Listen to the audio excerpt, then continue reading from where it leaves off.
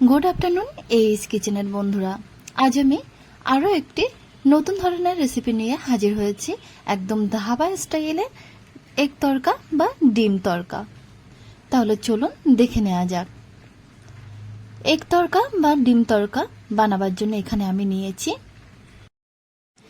1 বাটি বিউলির ডাল, হাফ বাটি ছোলার ডাল এবং 3 ভাগের 1 ভাগ মুসুরির ডাল আর 1 ভাগ রাজমা। এবার এই ডালগুলো একসাথে করে ভিজিয়ে রাখবো 7 থেকে 8 ঘন্টা। ততক্ষণে চলুন ভেজিটেবলগুলো দেখিয়ে দিই।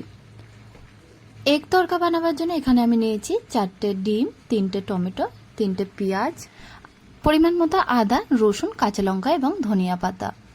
ডালগুলো 7 থেকে 8 ঘন্টা ভেজানোর পরে দেখুন বেশ ভালোভাবে কয়েকবার ধুয়ে নিয়েছি আর ডালগুলো কিন্তু অনেকটাই ফুলে গেছে। এবার একটা কুকারের মধ্যে দিয়ে পর্যাপ্ত পরিমাণে জল দিয়ে দেবো। এবার কুকারের মধ্যে দিয়ে দেবো হাফ চামচ আদার পেস্ট, অল্প গরম মশলার পাউডার, হাফ চামচ লবণ, হাফ চামচ হলুদের পাউডার, হাফ চামচ কাশ্মীরি লঙ্কার পাউডার এবং হাফ চামচ ঘি। মশলাগুলো দিয়ে কুকারের ঢাকনাটা বন্ধ করে 5 থেকে 6টা সিটি দিয়ে নেব মিডিয়াম ফ্লেমে। ততক্ষণে ভেজিটেবলগুলো কেটে নেব। দেখুন প্রথমে পেঁয়াজগুলো একদম ছোট ছোট করে কেটে নিয়েছি, এরপরে নিয়েছি টমেটোগুলো কিন্তু একদম ছোট করেই কেটে নেব। এরপরে নিচ্ছি কাঁচা লঙ্কা, সেগুলো একইভাবে কেটে নেব। আর আদাটা দেখুন একদম ছোট ছোট করে কেটে নিচ্ছি। এরপরে নিচ্ছি রসুন, সেগুলো একদম ছোট করে কেটে নেব। তারপরে ধনিয়া পাতা, সেগুলো ছোট ছোট করে প্রেসার কুকারে 5টা সিটি হওয়ার পরে দেখুন ডালগুলো কিন্তু একদম বয়েল হয়ে গেছে। আর আমি ডালগুলো একটু হাত দিয়ে চেপে দেখিয়ে দিচ্ছি কতটা গলে গেছে। এবার মিডিয়াম ফ্লেমে একটি কড়া বসিয়ে কড়াইয়ের মধ্যে 2 চামচ সরষের তেল দিয়ে দিচ্ছি।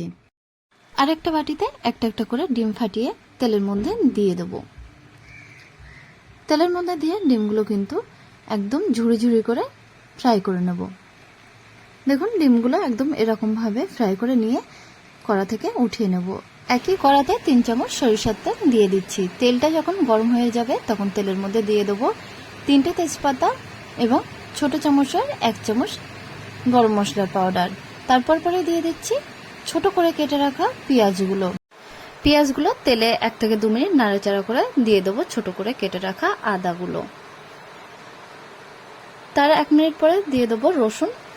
আদা, রসুন এবং পেঁয়াজগুলো যখন একটু ফ্রাই হয়ে আসবে অর্থাৎ কাঁচা ভাবটা দূর হয়ে যাবে তখন দিয়ে দিচ্ছি ছোট ছোট করে কেটে রাখা টমেটোগুলো দিয়ে পেঁয়াজ, রসুন এবং আদার সাথে বেশ ভালোভাবে কষিয়ে নেব। এই পর্যায়ে দিয়ে দেবো ছোট ছোট করে কেটে রাখা লঙ্কা কুচিগুলো। এবার মশলাগুলো দিয়ে দিচ্ছি। প্রথমে দিয়ে দেবো ছোট চামচের 1 চামচ লবণ, 1 চামচ হলুদের পাউডার, 1 চামচ কাশ্মীরি লঙ্কার পাউডার, হাফ চামচ গোলমরিচের পাউডার এবং 1 চামচ জিরে পাউডার, 1 চামচ ধনিয়া পাউডার এবং অল্প পরিমাণে শাহি গরম মশলা। মশলাগুলো দিয়ে বেশ ভালোভাবে টমেটোর সাথে কষিয়ে নেব। মশলাটা কষানো হয়ে গেছে অর্থাৎ মশলা থেকে যখন তেল ছাড়া ভাব চলে আসে তখন বয়েল করা ডালগুলো দিয়ে দেব।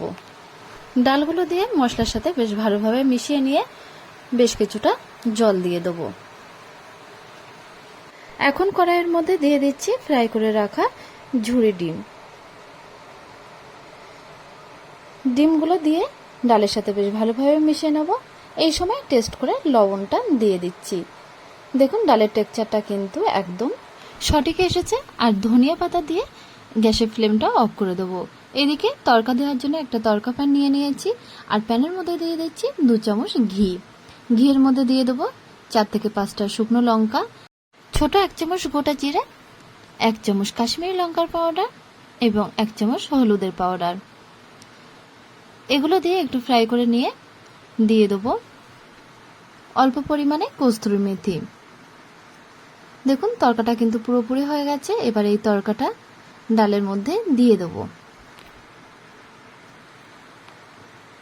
তড়কাটা ডালের মধ্যে দিয়ে দিই। এক তড়কায় স্মেলটা কিন্তু খুব ভালো আসে আর এর কালারটা কিন্তু খুবই ভালো এসেছে। তাহলে বন্ধুরা আমার এই সহজভাবে বানানো এগ তড়কা বা ডিমের তড়কা রেসিপিটা আপনাদের কেমন লাগলো অবশ্যই আমাকে কমেন্ট করে জানাবেন আর বাড়িতে ট্রাই করে দেখতে পারেন। আশা করছি ভালো লাগবে। আর আমাদের চ্যানেলটা যদি এখনো পর্যন্ত সাবস্ক্রাইব করা না থাকে তাহলে অবশ্যই সাবস্ক্রাইব করে দেবেন।